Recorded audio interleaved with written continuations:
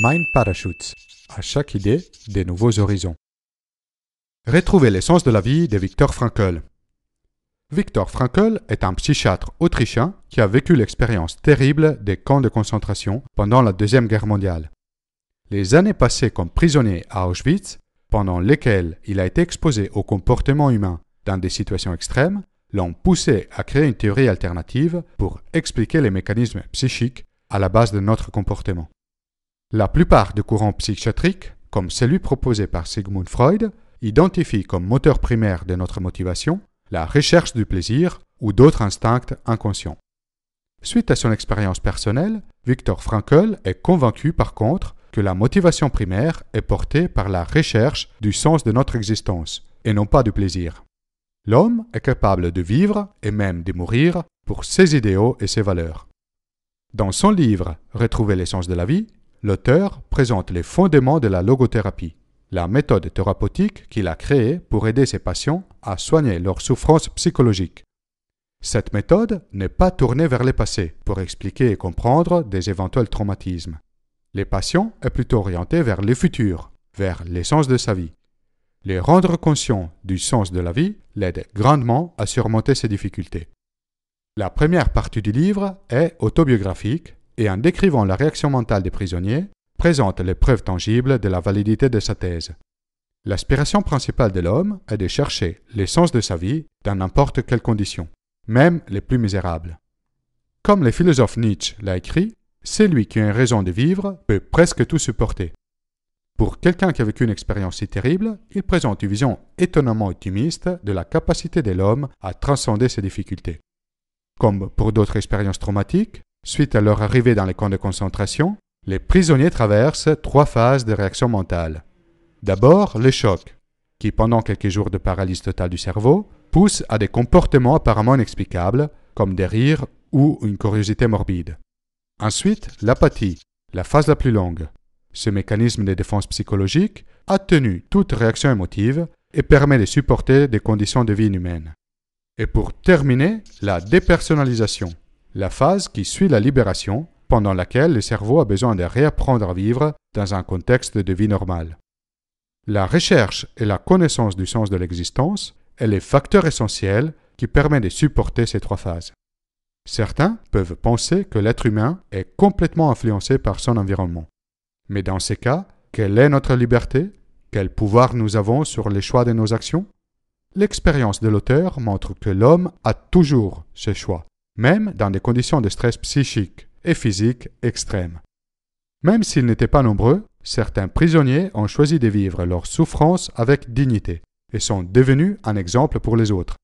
Ils sont la preuve qu'on peut tout enlever à une personne, sauf sa liberté ultime, celle de choisir la manière et l'attitude avec lesquelles vivre le quotidien. Les types de personnes que les prisonniers devenaient étaient donc le résultat d'une décision personnelle et non pas un résultat inéluctable de l'environnement. Il est probable que la recherche du sens suscite une tension interne plutôt qu'un équilibre. C'est la tension entre ce que nous avons déjà atteint dans notre vie et ce qui nous reste à accomplir, le gap entre ce que nous sommes déjà et ce que nous voulons devenir. Cette tension est inhérente à la nature humaine et est indispensable à notre bien-être mental. Penser que ce dont l'homme a besoin en premier lieu, c'est l'équilibre, est faux. Nous avons plutôt besoin de lutter et faire des efforts pour un but important pour nous et que nous avons choisi librement. Beaucoup de monde, aujourd'hui, ressent ce que l'auteur appelle le vide existentiel, les sentiments que la vie n'a aucun sens, aucune importance. Ce phénomène s'explique par 2 pertes que l'homme a connues dans son évolution.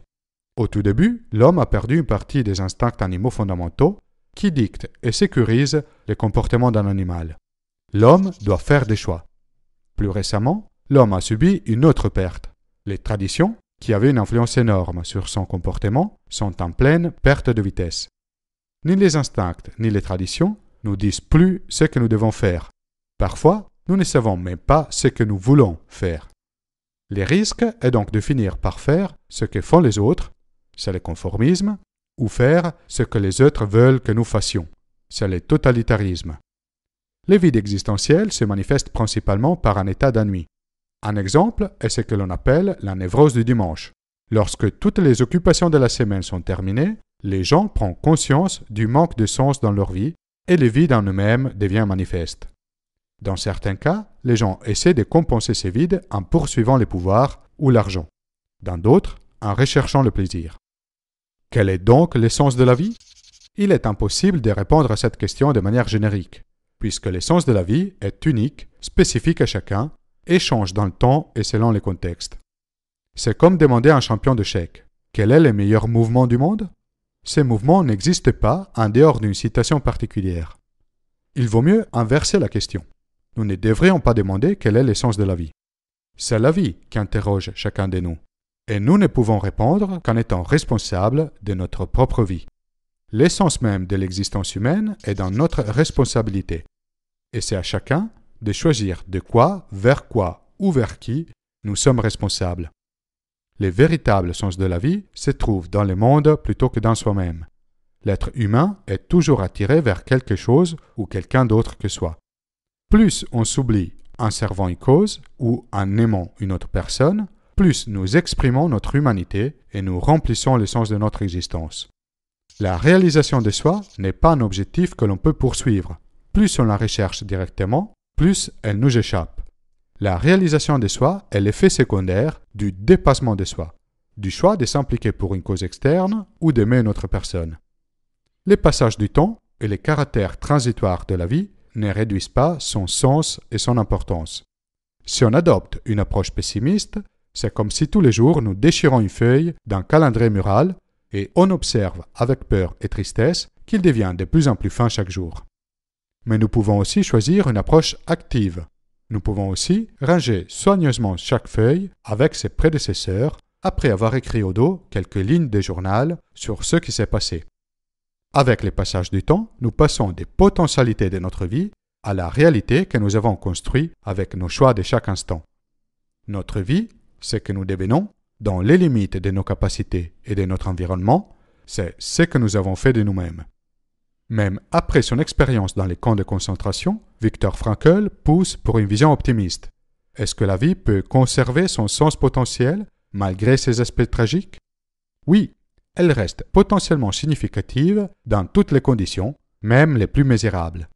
Cela présuppose que l'homme a la capacité et la créativité de transformer les aspects négatifs de la vie en quelque chose de positif et de constructif.